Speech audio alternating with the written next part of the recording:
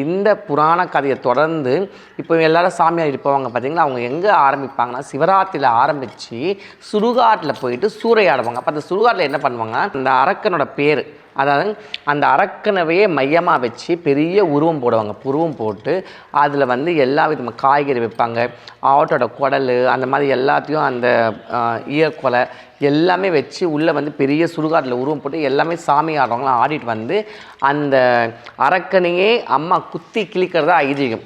குத்தி கிழித்து எடுப்பாப்போம். அப்போ அதுக்கப்புறமா என்னாவது, அப்போ தான் அம்மா சாந்தமாறா. அதுக்கப்புறமா சாந்தமாகவே அம்மாவுக்கு வந்து எல்லா விதமான படையில் போட்டு சாந்தப்படுத்துகிறாங்க. அம்மா திருப்பி எப்படி சாந்தமான அந்த மலைநூலில் அங்காள பரமேஸ்வரி எப்படி சாந்தம், அங்கே அக்னி தீர்த்தம் இருக்குது. சுயம்பா வந்து அக்னி தீர்த்தம் அம்பாலால் அனுகிரகப்பட்டது, அது அம்பாலால் உருவாக்கப்பட்டது. இன்றைக்கும் பித்து பிடிச்சவங்க, பேய் பிடிச்சவங்க, செய்வினையால் பீடிச்சவங்க, என்ன வாழ்க்கையில் எல்லா துன்ப துயரங்களில் இருக்கிறவங்களாம் அந்த அக்னி குளத்தில் போய் ஃபஸ்ட்டு முங்கணும். அந்த அக்னி குளத்தில் முங்கி அந்த அம்பிகை இப்படி ஒரு அர்ச்சனை பண்ணிட்டு வந்து நம்ம வீட்டுக்கு வந்துட்டால் எல்லா விதமான துஷ்டங்களும் ஒளிஞ்சு நன்மையே வரும்னு ஐதீகம்.